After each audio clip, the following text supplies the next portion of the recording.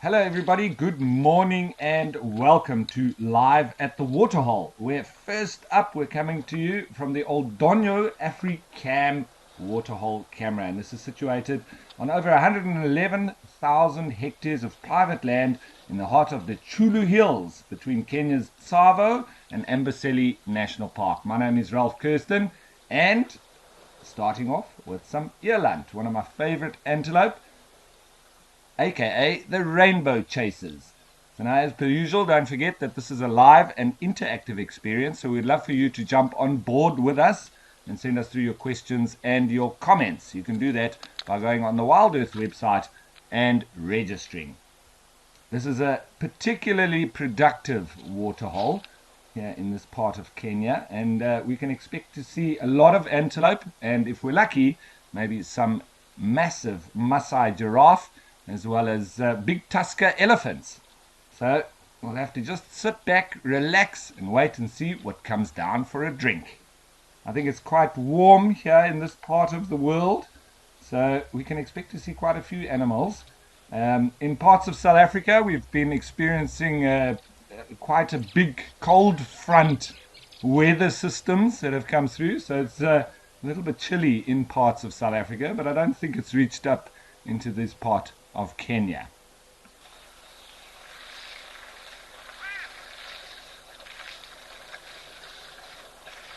And itchy and scratchy. That's why these baboons, all baboons, I find incredibly amusing to watch.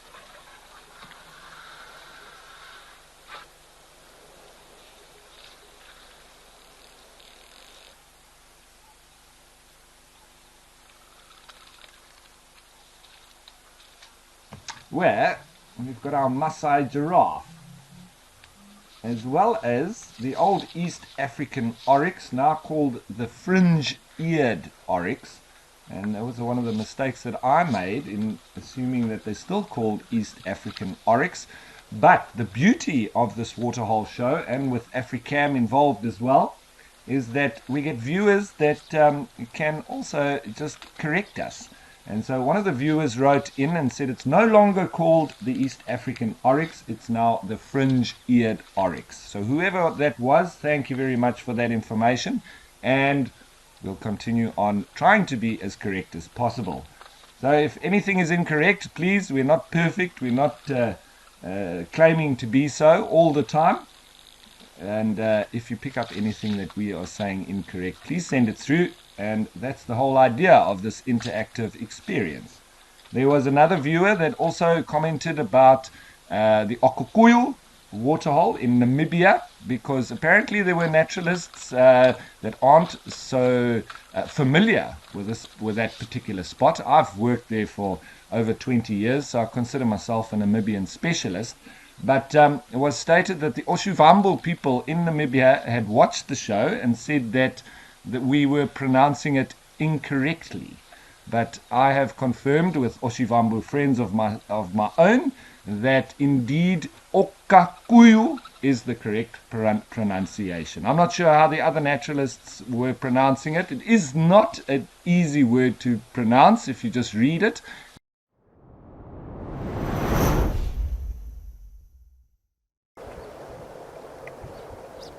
So we're in South Africa, but just on the border with Botswana, and we can see our crocodiles or flat dogs are out trying to get some energy in the sun. And there's our white-faced whistling ducks just moving through on the bottom right of your screen.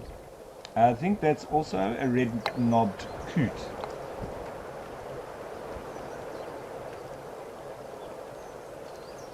Egyptian goose just resting up on one leg to the left of the crocodiles.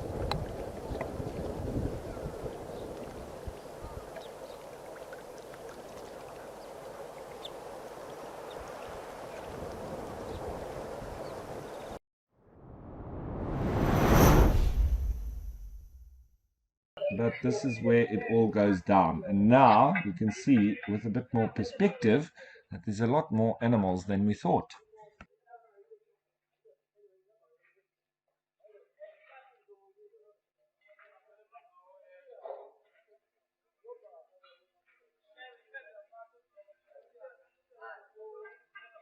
So having left Etosha, which is arid, and considered desert, this part of southern Africa, this is more semi-arid. It's also part of the greater Kalahari system or desert.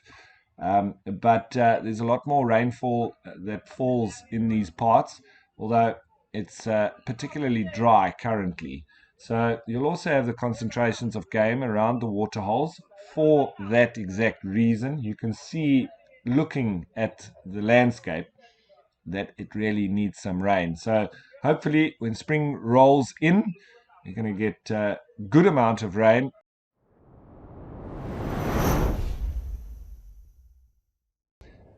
Nice to have a herd of elephants coming down for a drink. Nice and early. Normally you would think that the elephants come down a little bit later on when it gets hotter, which they generally do in their numbers. So it's nice to have them a bit earlier today.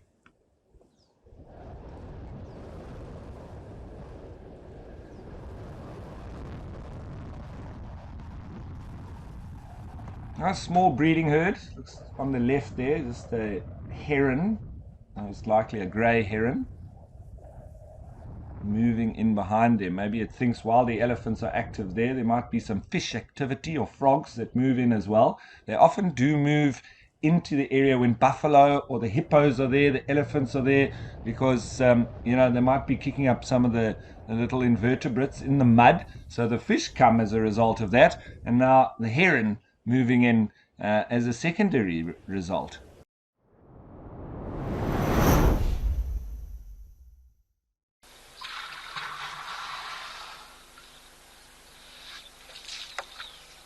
It really does look like a slinky toy, and extreme amount of muscles within that trunk.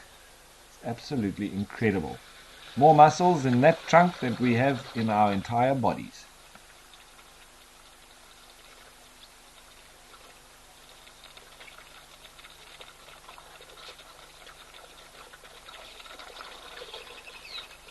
So and today, just about at the start of the show, we had elephants, and very nice that we can also finish with one.